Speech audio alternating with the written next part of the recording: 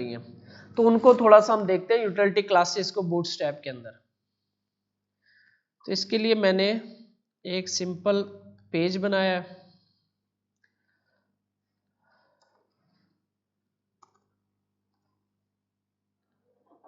यहाँ left side पे आप आओगे तो नीचे आओगे आप, तो यहाँ पे आपको यूटिलिटीज नजर आएगी। यूटिलिटीज यहाँ पे फर्ज करें आपने कोई बैकग्राउंड लगाने हैं, तो इनके पास जो बैकग्राउंड के कलर्स अवेलेबल हैं उनको यूज करके आप बैकग्राउंड लगा सकते हो। जैसे कि प्राइमरी सबटल, सेकेंडरी सबटल, ये बेसिकली क्लासेस हैं। अगर आपने इनमें से कोई एक बैकग्राउंड यूज करना है, फॉर एग्जांपल ये वाला यूज करना है, तो आप क्या करोगे, फर्ज करो ये H1 ही है, क्लास और ये कलर दे दोगे, ये क्लास दे दोगे इसको।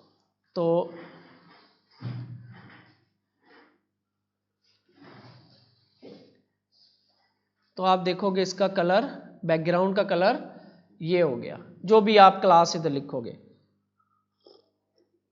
ये बेसिकली यूटिलिटी क्लासेस हैं सारी, ठीक है ना, यूटिलिटी क्लासेस कहते हैं इसको हम।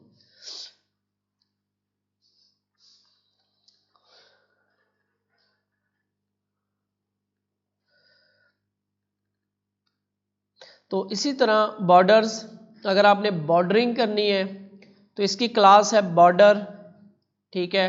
तो आप बॉर्डर लगाओगे, फॉर एग्जांपल मैं इसी ए टैग H1 टैग को ही लगा रहा हूँ, तो आप देखोगे इसको ये हल्का सा ना बॉर्डर लग गया इसको, ठीक है, हल्का सा इधर बॉर्डर लगा हुआ है। इसी तरह इसकी आप क्लासेस पढ़ते जाओगे आपको खुद ही पता चल जाएगा ये क्या कर रही है। बॉर्डर टॉप, जस्ट टॉप पे बॉर्डर लगा देगा, राइट, बॉटम, लेफ्ट और नो बॉर्डर, ठीक है।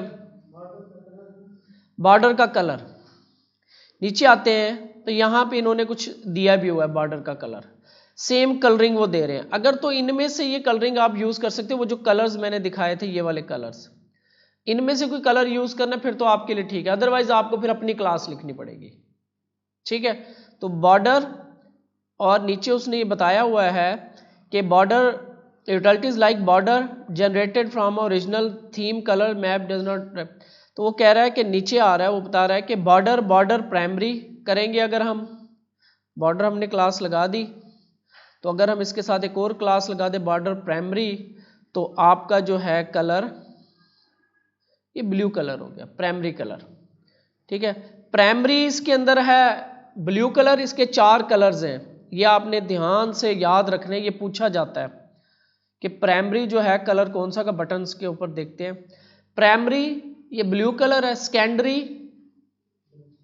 ग्रे कलर है, सक्सेस ग्रीन का होता है, ठीक है, डेंजर जो है वो रेड कलर होता है, वार्निंग येलो कलर्स में होती है, और इन्फो जो है ये आपकी ये क्या कलर होता है, ये सियान होता है, क्या कहते हैं इसको, एक्वा है, कौन सा कलर है इसका नाम, तो जो भी है इसका नाम ब्लू कलर का, एक्वा कलर आई थिंक बनेगा, सियान है ये एक्वा है, इस कलर का आप देख लेना। तो ये आपको अब याद होने चाहिए जुबानी, ठीक है। वार्निंग का कौन सा कलर है, वार्निंग येलो है, और डेंजर का, और प्राइमरी कौन सा कलर है, blue colour, secondary grey colour, ठीक है। तो ये इन्फो के लिए ब्लू, लाइट ब्लू या आप स्काई ब्लू कह लो इसे, जो भी ये कलर है इसका नाम देख लेना। तो यहाँ पे बल्कि आ रहा होगा इसका बैकग्राउंड में, यूटिलिटीज में आएंगे ना,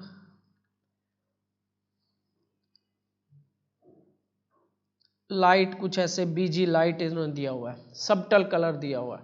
बहरहाल ये इन्फो का कलर ये ब्लू सा, स्काई ब्लू कह लो आप इसे, जो भी इसका क्या नाम होता है इस कलर का, लड़कियों को पता होगा है।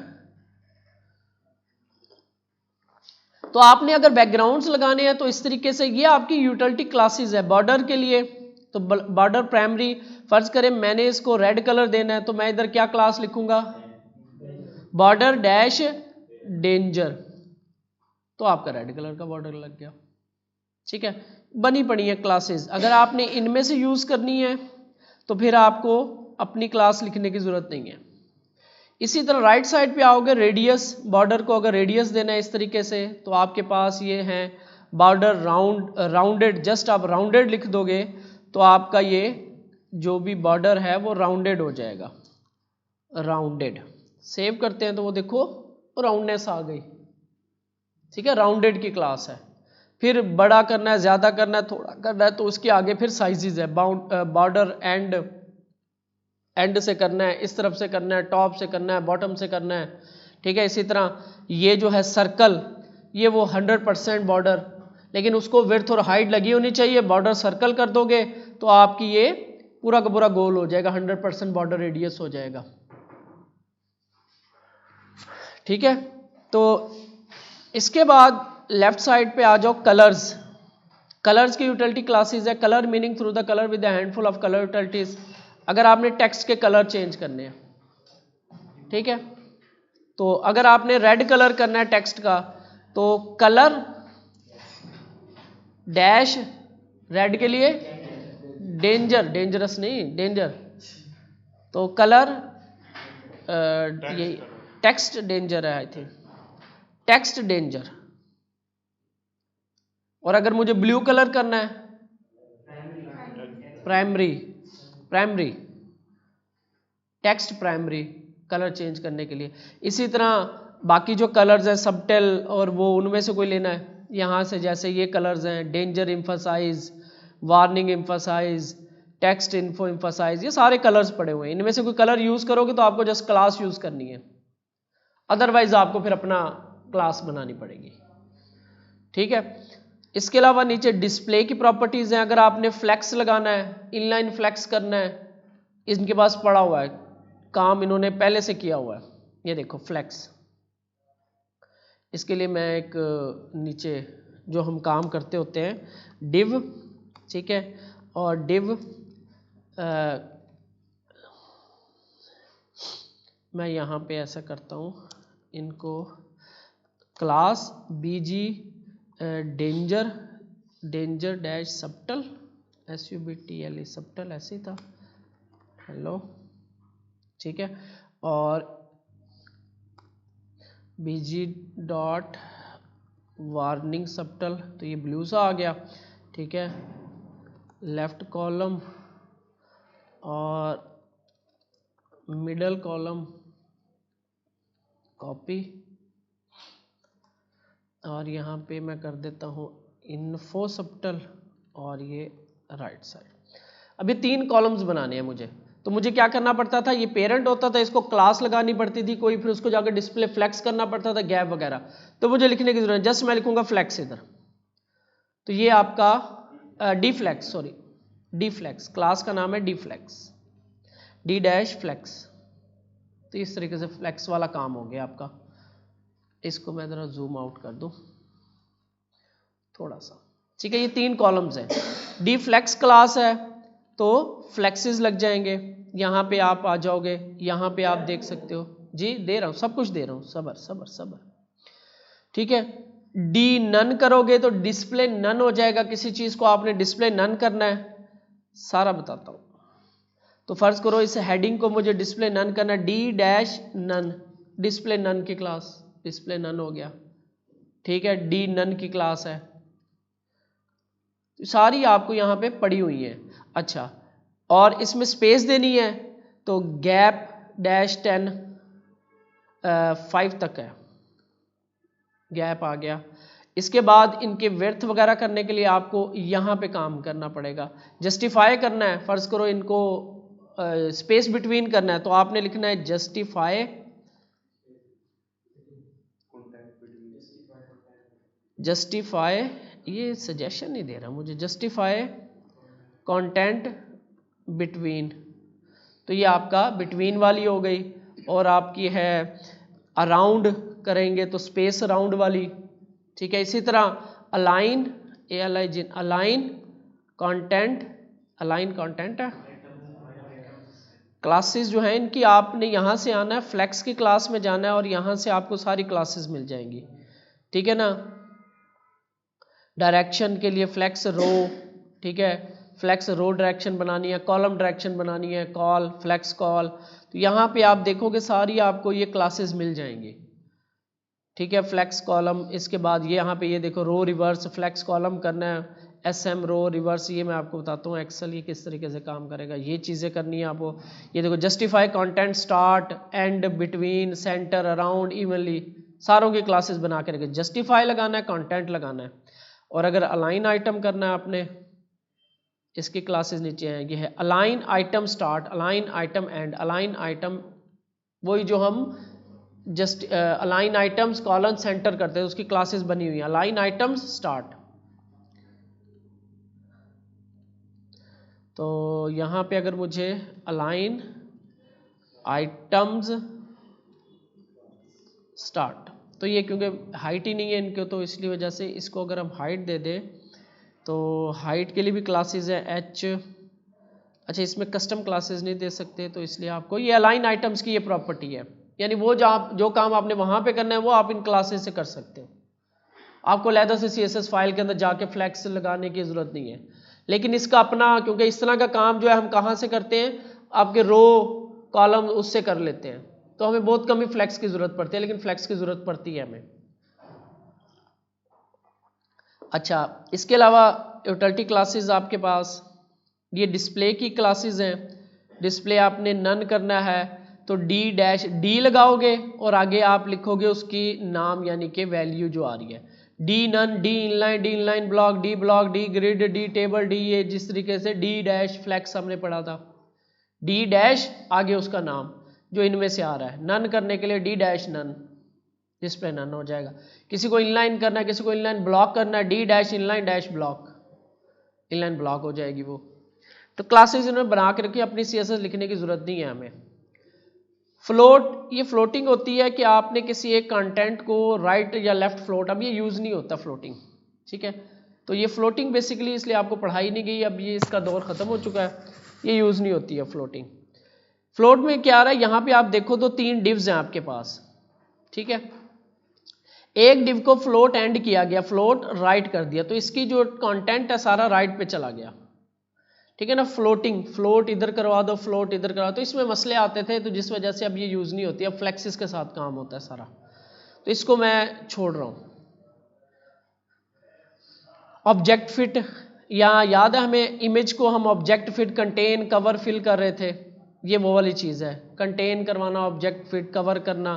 आपने क्या ये आपको बताएगा कि क्या व्यू बनेगा इस इमेज का। ऑब्जेक्ट फिट ये क्लासेस हैं, इमेज के ऊपर लगती है ये क्लास। ऑब्जेक्ट फिट कंटेन करोगे तो आपको पूरी की पूरी इमेज उसके अंदर नजर आएगी, ठीक है। ऑब्जेक्ट फिट कवर करोगे तो ये कोशिश करता है कि जितना एरिया वो बेहतर दिखा सकता है उस एरिया के अंदर, इमेज के अंदर वो एरिया नजर आता है आपको। फिल है, स्केल है, इस तरीके से ये ऑब्जेक्ट फिट की क्लासेस हैं, ये इन्होंने बना के रखी हुई है। इसी तरह ओपेसिटी है, अगर आपने किसी की ओपेसिटी कम करनी है, डिस्प्ले क्या होता है, डिस्प्ले नन होता है, एक विजिबिलिटी हिडन होती है और एक ओपेसिटी होती है, 3 चीजें होती हैं। तीनों को डिफरेंस देख लो तीनों में।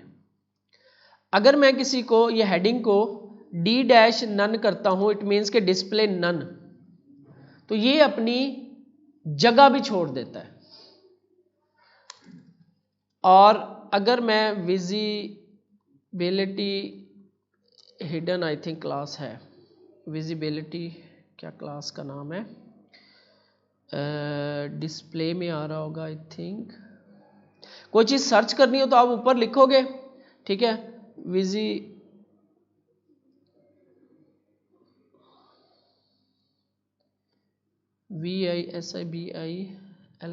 विजिबिलिटी, ये आ रही है विजिबिलिटी। विजिबल और इनविजिबल ये क्लासेस हैं। अगर मैं इसे क्लास लगा देता हूं इनविजिबल, INVISIBLE, इनविजिबल, तो आपको ये नजर नहीं आ रही, लेकिन इसने अपनी जगह नहीं छोड़ी। देखो, डिस्प्ले नन, विजिबल और ओपेसिटी, तीनों के काम तकरीबन एक जैसे होते हैं लेकिन थोड़ा सा फर्क होता है। इनविजिबल का मतलब होता है विजिबिलिटी हिडन कर दी है, CSS की क्लास वैल्यू प्रॉपर्टी होती है विजिबिलिटी, उसको हिडन कर देते हैं, तो ये वही क्लास लग रही है। इनविजिबल हो गया, आपको नजर नहीं आ रहा। सेम डी डैश नन करते हैं, उसमें भी आपको नजर नहीं आता, लेकिन उसने अपनी जगह छोड़ दी, देख रहे हो, नीचे से कंटेंट ऊपर चला गया। डिस्प्ले नन के अंदर वो एलिमेंट जो है अपनी जगह भी छोड़ देता है, हिडन हो जाता है और अपनी जगह भी छोड़ देता है, ठीक है। लेकिन जब विजिबिलिटी होती है, इनविजिबल होता है, तो उसमें नजर नहीं आता लेकिन अपनी जगह बरकरार रखता है, ठीक है। और ओपेसिटी जो होती है, ओपेसिटी की क्लासेस कहाँ गई, ये ओपेसिटी, ठीक है। ओपेसिटी जो होती है OPACITY, ओपेसिटी 100 करें तो फुल नजर आ रहा होता है, 50 करें तो हाफ नजर आ रहा होता है, 0 करेंगे तो कुछ भी नजर नहीं आ रहा। ये भी विजिबिलिटी की तरह काम कर रही है, ठीक है। ओपेसिटी उसकी ट्रांसपेरेंसी दिखा रही होती है, ठीक। तो यहाँ पे अगर हम 50 करते हैं तो ये हाफ आपको ट्रांसपेरेंट यानी धुंधला जिसको हम कहते हैं ना, हाफ नजर आ रहा, हाफ नजर नहीं आ रहा आपको, ठीक है। उसकी ओपेसिटी ट्रांसपेरेंसी कम हो रही है। तो ओपेसिटी और विजिबिलिटी तकरीबन एक तरह काम कर रहे होते हैं, लेकिन डिस्प्ले नन का मतलब होता है कि वो अपनी जगह भी छोड़ देता है, ठीक है। डिस्प्ले नन में क्या हो रहा होता है, आपसे पूछ रहा हूं, क्या जगह छोड़ रहा होता है। ओपेसिटी 0 और इनविजिबल में क्या फर्क है,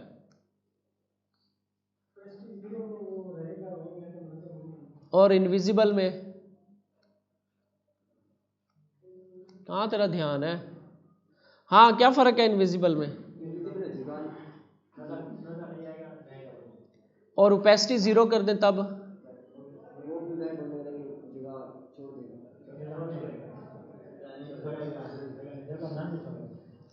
ओपेसिटी 0 में देखो गायब हो गया, लेकिन जगह फिर भी नहीं छोड़ी।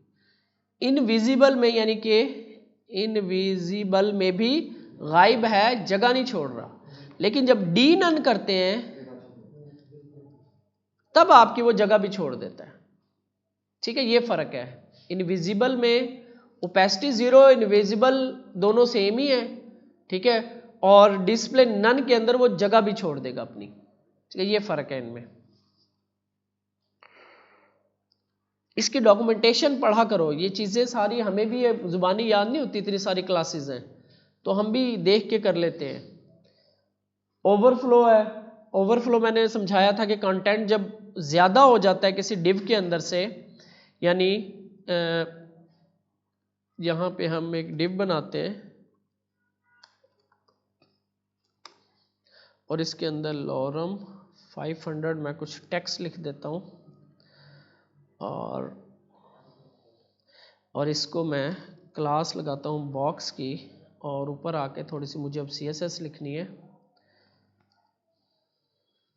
अपनी CSS जो है वो हम बूटस्ट्रैप की CSS के बाद में रखते हैं, ठीक है। तो यहाँ पे मैं ये बॉक्स है, इसको मैं बैकग्राउंड कलर ग्रे कर देता हूँ थोड़ा सा हल्का सा, ठीक है। और यहाँ पे मैं इसको एक बॉर्डर लगाता हूँ 1px सॉलिड रेड कलर का, और इसकी देता हूँ विड्थ 300 पिक्सल, ठीक है। और इसको देता हूँ हाइट 500 पिक्सल,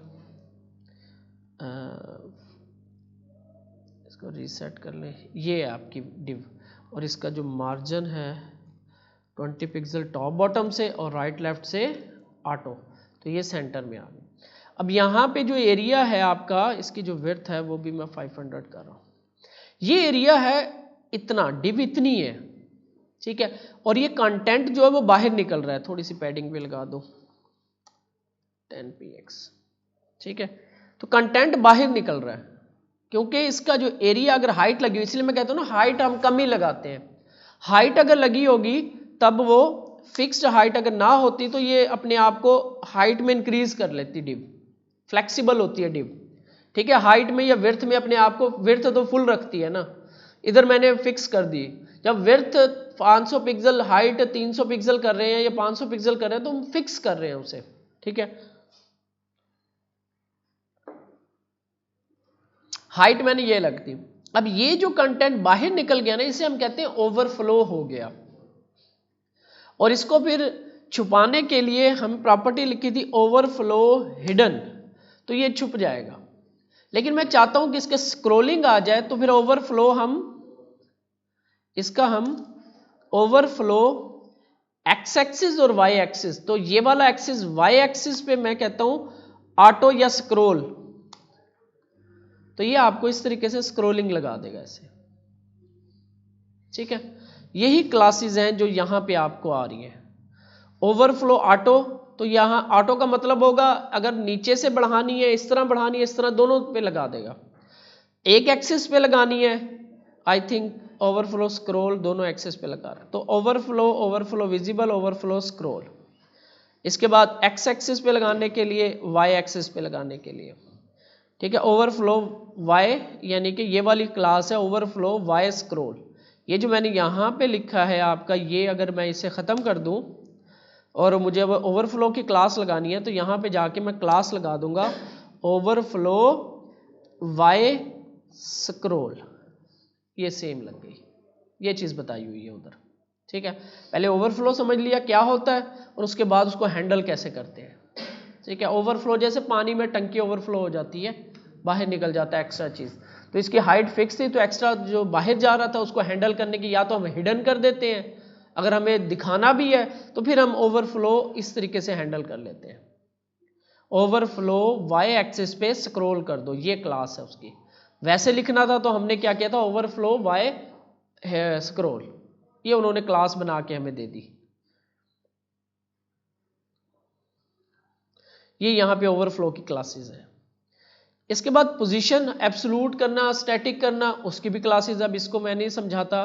पोजीशन रिलेटिव कर देंगे तो उसको रिलेटिव पोजीशन लग जाएगी, एब्सोल्यूट कर देंगे फिर उसके बाद टॉप बॉटम हम दे सकते हैं, टॉप दे सकते हैं, राइट दे सकते हैं, बॉटम दे सकते हैं, उसकी भी क्लासेस बनाई हुई हैं। लेकिन यहाँ पे मसला यह है कि यहाँ पे फिक्स क्लासेज है, या 0 या 50 या 100, लेकिन हमने कहीं स्पेसिफिक जाके रखना है तब हम इसको यूज़ नहीं कर सकते, तो इसलिए इसको मैं छोड़ रहा हूँ, इतनी ज़्यादा अहम नहीं है ये, क्योंकि इस तरह से हमें करना नहीं पड़ता। मोस्टली हमें जब पोजीशन एब्सोल्यूट लगा रहे होते हैं तो एग्जैक्ट नंबर देना पड़ता है जाके हमें लगानी हो, 99% केसेस में ऐसा ही होता है, तो इसको भी मैं इग्नोर करता हूँ। लेकिन ये क्लासेस आपकी मौजूद हैं, पोजीशन एब्सोल्यूट लगानी है, रिलेटिव लगानी है, सारी क्लासेस मौजूद हैं। इस तरीके से आप देख सकते हो, ये इधर इन्होंने पोजीशन एब्सोल्यूट, स्टार्ट, एंड और ये कोने पे जाके इस तरह लगाई भी हुई है, डिज़ाइन बना के भी दिए हुए हैं। इनमें से भी आपको डिज़ाइन यूज़ कर सकते हो, जैसे कि ये बटन है, अगर इस तरह का बटन आपने बनाना है तो इसको कॉपी करूँगा और अपने पास जाके यहाँ पे मैं इसको यूज़ कर सकता हूँ। ये आपका बटन आ गया, इसको चेंज वगैरह कर लूँ जहाँ पे लगाना है, उसके साथ इन्होंने पोजीशनिंग करके दी हुई है मुझे। इसी तरह ये भी बना के दी हुई है इन्होंने, स्टेप्स होते हैं ये, ठीक है, प्रोग्रेस वगैरह। शैडो, हमने शैडो लगाने हो, ये देखो इन्होंने बना के दिए हुए हैं, ठीक है। जैसे कि नो शैडो है, शैडो स्मॉल है, शैडो रेगुलर है, शैडो लार्ज है। तो अगर शैडो नन कर देंगे तो शैडो ख़त्म हो जाएगा, शैडो SM करेंगे तो स्मॉल वाला, इसी तरह शैडो जो इनका रेगुलर शैडो है ये वाला, और शैडो LG करेंगे तो ये वाला शैडो लग जाएगा। सिंपल, हमें वो बॉक्स शैडो वगैरह करने की ज़रूरत नहीं। अगर इन्हीं में से कोई यूज़ करना है तो हम क्या करेंगे, हम इसी डिव को लगाते हैं, ये वाली डिव है, तो हम इसे कहते हैं शैडो SM था, यार मुझे SM है, शैडो लगा क्यों नहीं,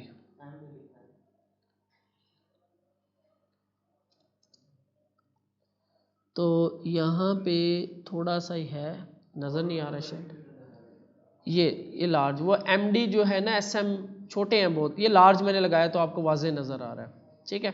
वो बॉर्डर शार्डर लगे हुए इस वजह से वो छोटे शैडोज़ ना उसी में मर्ज हो रहे हैं। तो ये LG बड़ा शैडो इस तरह अगर आपने लगाना हो तो इनका बना अपना है, लेकिन ये भी हमें कस्टमाइज़ करना पड़ता है। इसमें जो है चीज़ें जो है ना काफ़ी अभी कस्टमाइजेबल हैं, अभी इतनी ज़्यादा उन्होंने ज़्यादा रेंज नहीं है, ठीक है ना, थोड़ी थोड़ी रेंज है।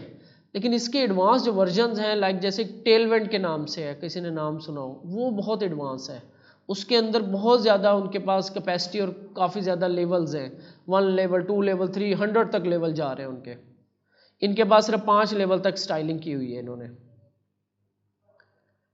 इसके बाद साइजिंग आ गई आपकी, अगर आपने विड्थ देनी है किसी को तो W 25 50 75 100 और ऑटो, तो ये भी क्योंकि हमें स्पेसिफिक करनी पड़ती है तो इसकी भी ज़रूरत नहीं है, तो ये लेकिन क्लास आपके पास मौजूद है। W25 करेंगे तो इतनी विड्थ हो जाएगी, पेरेंट का 25% ले लेगा।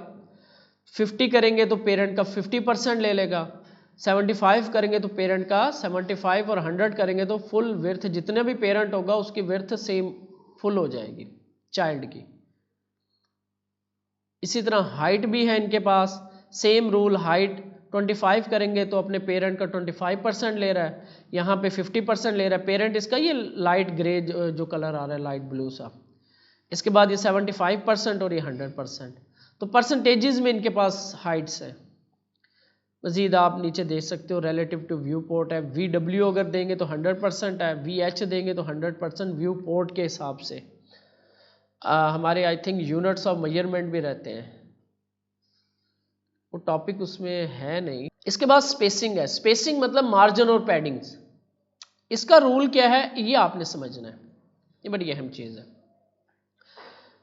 वो कह रहा है कि यहाँ पे M जो है वो मार्जिन के लिए है, P जो है वो पैडिंग के लिए है, इसके बाद साइड्स हैं, T मतलब टॉप, B मतलब बॉटम, S मतलब स्टार्ट यानी कि लेफ्ट साइड, और E मतलब एंड यानी कि S मतलब स्टार्ट लेफ्ट साइड और and mean right side, right side पे आपने लगा लो। इसके बाद X एक्सिस का मतलब है इस एक्सिस पे आपने लगाना है यानी राइट और लेफ्ट, और Y का मतलब है टॉप या बॉटम, दोनों पे आपने लगाना। और ऑटो का मतलब होता है ऑटो, यानी ये रूल ऐसे बनेगा। इसके बाद फिर नंबर्स हैं। 0 का मतलब होगा 0, 1 का मतलब होगा 2.5, 2.5% ऑफ 16 पिक्सल। 16 पिक्सल का 25% कितना बनेगा? 4 बनेगा। 16% 16 पिक्सल का 25% 4 पिक्सल बनता है, ठीक है ना। 16 का 25 डिवाइड करोगे यानी 4 हिस्से करोगे तो 16 के 4 हिस्से होंगे तो 4 4 के 4 चौके 16। तो 1 का मतलब ये होगा, 2 का मतलब होगा आपका 5% या 50%, यानी कि 16 का हाफ 8 पिक्सल। 3 का मतलब है पूरा का पूरा 16 पिक्सल। 4 का मतलब है 1.5 यानी 16 और आधा, और यानी 8 और 16 24 हो जाएगा 1.5। ये 16 के साथ चल रहा है, रैम के साथ चलता है। रैम जो होता है वो 16 पिक्सल होता है, 1 रैम 16 पिक्सल, ठीक है। ये 16 के हिसाब से चलता है। इसी तरह 4 करोगे 5 करोगे तो 16 ज़रब 3 कितना बनता है? 16 दूना 32, 32 दूना 32 और 16 48 पिक्सल तक जाती है इसकी स्पेसिंग, यानी मार्जिन पैडिंग हम 48 पिक्सल तक दे सकते हैं, 1 से लेकर 5 तक। इसके बाद ऑटो है, यानी जो मैंने यहां पे किया इसको ऑटो किया ना, ये मार्जिन ऑटो ये वाला, अगर मैं इसको खत्म कर दूं तो आपका यहां पे पड़ा हुआ है। तो ये डिव हमारी ये वाली थी, ठीक है। इसको मुझे अगर ऑटो में करना है तो M for margin, X for X axis dash auto, auto save करेंगे तो ऑटो में आ गया। अब मुझे ऊपर से मार्जिन देना है, M for margin, B for T for top dash मुझे देना है 24 पिक्सल। तो क्या नंबर लिखूंगा?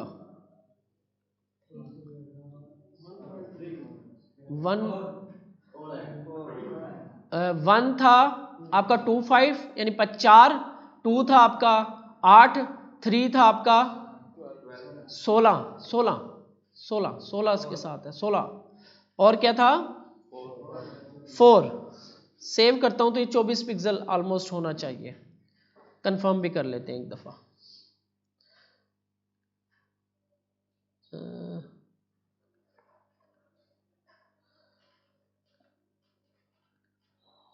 ये जो इसको ऊपर का मार्जिन है, तो इसके लिए आप कंप्यूटेड में चले जाओगे, सेलेक्ट कर लोगे इस डिव को, राइट साइड पे कंप्यूटेड में चले जाओगे। ये देखो ऊपर आपको ऑरेंज कलर मार्जिन का कलर होता है, तो ऊपर आपको बता रहा है कि 24 पिक्सल लगा हुआ है इसे, क्योंकि हमने दिया 4 होता है आपका 1.5, ये अभी हमने रूल पढ़ा है। ये 4 1.5, 1 का मतलब 16 और 0.5 16 का हाफ मजीद, तो 16 और 8 24, तो ये 24 पिक्सल हो गया। ठीक है, ये जो आपका 3 है ये 16 पिक्सल है। स्पेसर जो आ रहा है ना लिखा हुआ, इसका मतलब है 16 पिक्सल, यूं समझ लो आप। यहां कहीं पे मेंशन भी होगा कहीं पे। ये इसकी रूल है। इसी तरह पैडिंग का रूल है, इसी तरह मार्जिन का सेम रूल है।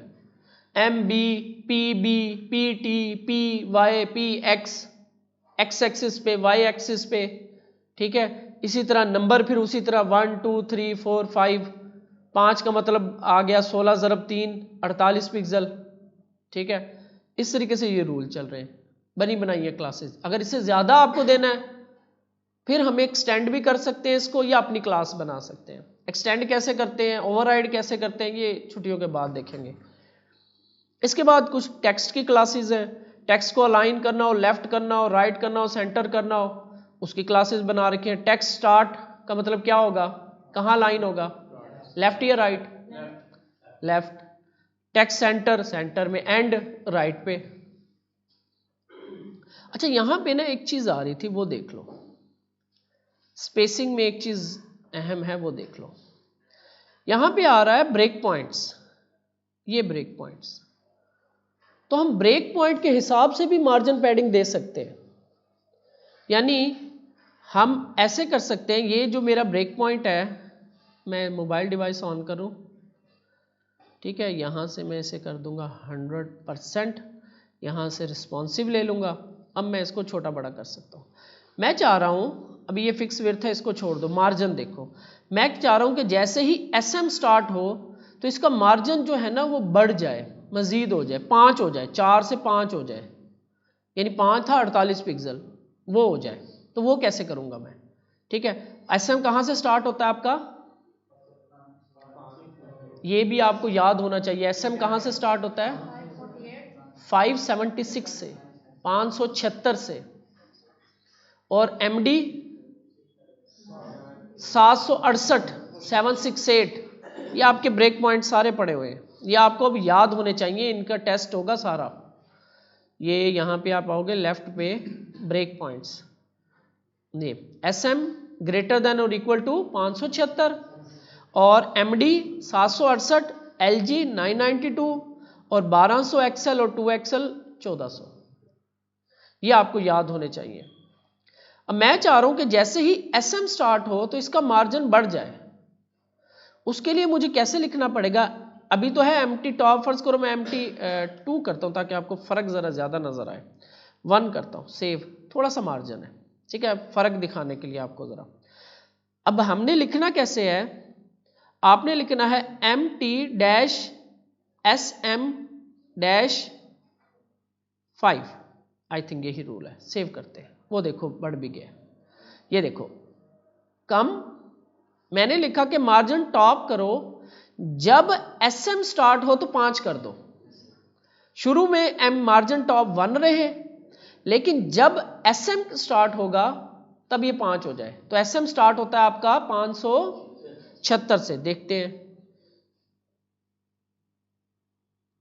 555, 60, 70, 72, 73, 74, ये 76। ये देखो मार्जिन टॉप बढ़ गया। कम करता हूं, कम 1 पिक्सल से आपका। यानी हम ये रिस्पॉन्सिव के तौर पे भी हम ये ब्रेक पॉइंट्स के साथ भी हम मार्जिन कम ज्यादा कर सकते हैं, ठीक है। कहीं पे हमें जरूरत पड़ती है ये चीजें, कहीं पे हमें मार्जिन कम करना पड़ता है या पैडिंग कम करनी पड़ती है, गैप कम करना पड़ता है, कहीं पे ज्यादा करना पड़ता है गैप। छोटी स्क्रीन आ गई, वो मिल रहे होते हैं, जगह ज्यादा गैप आ रहा तो हम कहते हैं गैप थोड़ा सा कम हो जाए, तो हम छोटी स्क्रीन पे गैप कम कर देते हैं, बड़ी स्क्रीन पे गैप बढ़ा देते हैं। तो ये चीजें ब्रेक पॉइंट से भी हम हैंडल कर सकते हैं।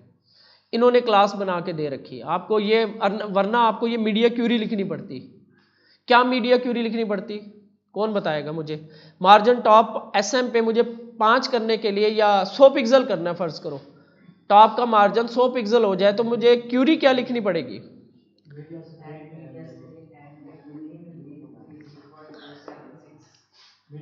एड मीडिया स्क्रीन एंड मिन विड्थ 576। यानी कि मिन विड्थ, जब मिनिमम विड्थ 576 या उससे बड़ी हो तो अंदर हम उसको क्लास कोई लगा रखी होगी, उसको जाके पिक्सल मार्जिन टॉप 100 पिक्सल कर देंगे। अभी कर लेते हैं इसको। मैं इस डिव को कोई क्लास भी लगा देता हूँ। इस डिव को कोई क्लास लगी हुई नहीं लगी हुई, मैं कहता हूँ पैरा, एक क्लास लगा देता हूँ। मीडिया क्यूरी मैं यहाँ पे लिखूँगा एट मीडिया स्क्रीन एंड मिन आईडी एट विड्थ 576 पिक्सल हो। तो आपने क्या करना है, पैरा की जिसको क्लास लगी हुई है उसका मार्जिन टॉप जो है ना 100 पिक्सल कर देना है। सेव करते हैं। अच्छा यहां पे ये वाली प्रायोरिटी है क्योंकि ये इनलाइन लगी हुई है, इस वजह से इसको प्रायोरिटी मिल रही है, तो हम ये वाली क्लास जो है ना ये खत्म कर देते हैं।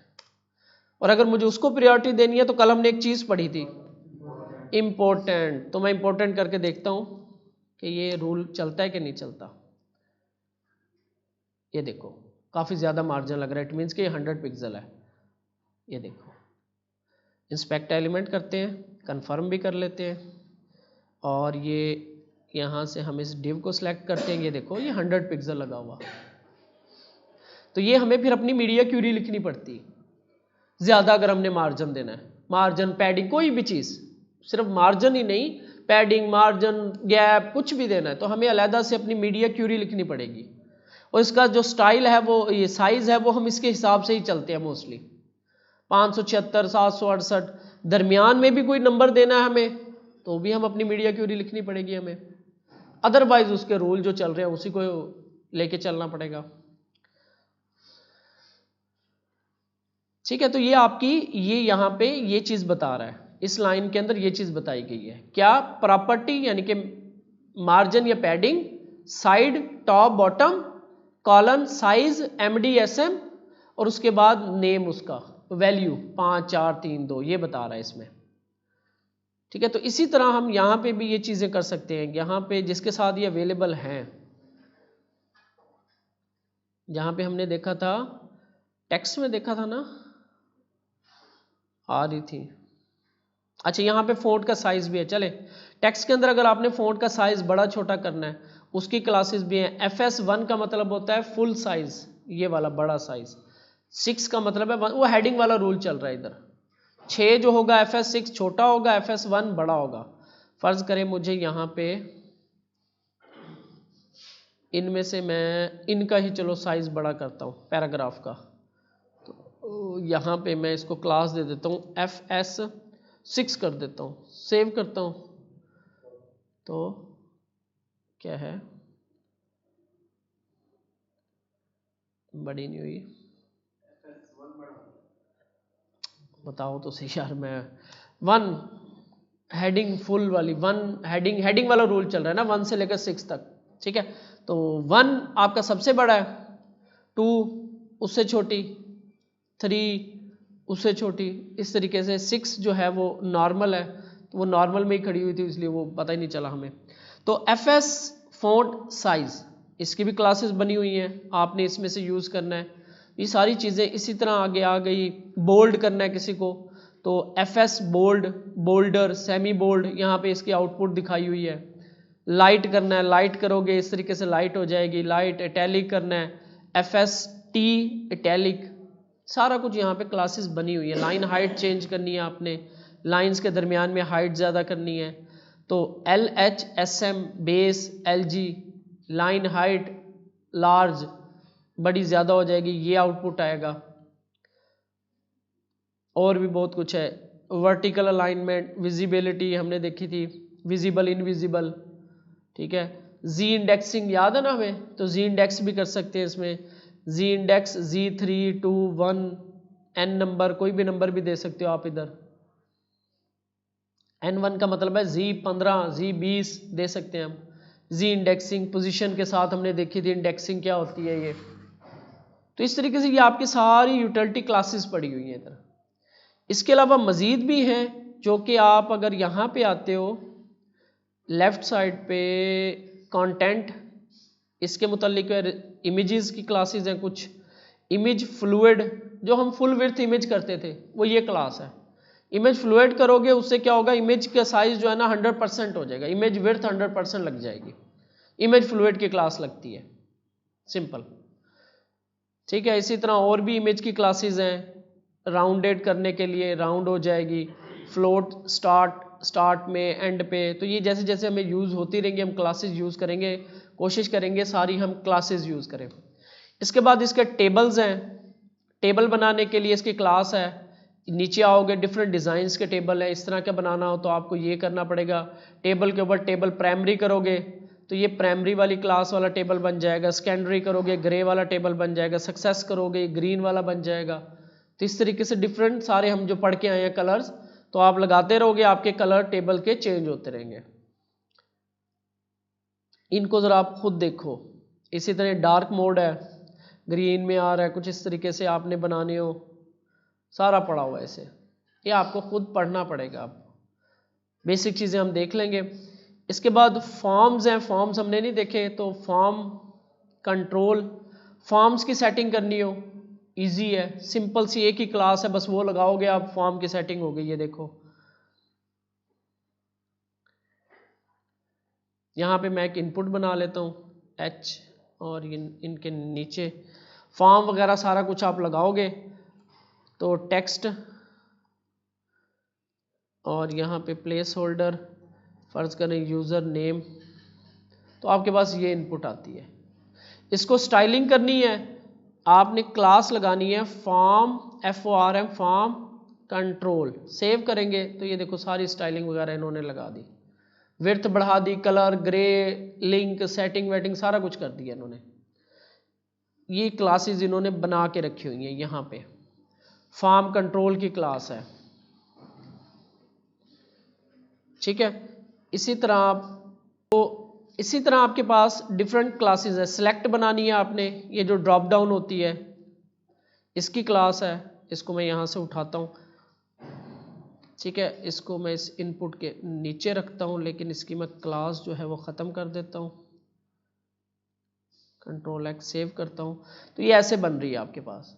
इसको क्लास लगा दें हम, फॉर्म क्या क्लास है, फॉर्म सेलेक्ट की, फॉर्म सेलेक्ट की, सेव करें तो ये देखो इसका स्टाइलिंग सारी चेंज हो गई, फुल विड्थ में चली गई है, ठीक है। फुल विड्थ में चली गई यानी कि वो अपने पेरेंट के हिसाब से विड्थ ले लेगी, जितने भी पेरेंट के हिसाब से विड्थ होगी, फॉर्म सेलेक्ट की क्लास लग जाएगी। इसी तरह आपके पास डिफरेंट फॉर्म एलिमेंट्स हैं, एक दो और देख लेते हैं। रेडियो बटन, चेक बॉक्सेस इस तरीके से क्लासेस हैं, form check, form input, form check group करना है आपने। एक नीचे है ये स्विचेस, ये बनाने हैं, इसका भी जस्ट आप इसको कॉपी करके ले जाओ, आपके पास स्विच बन जाएगा। ये ऊपर रहा, देख रहे हो, इस तरह का स्विच आपने बनाना है तो आप इसको इंटीग्रेट कर सकते हो। जस्ट ये क्लासेस है इसकी, इनको असल में हम आगे जब चलेंगे तो मैं इसको ज़रा थोड़ा सा आपको सरसरी इस तरह से करवा रहा हूँ क्योंकि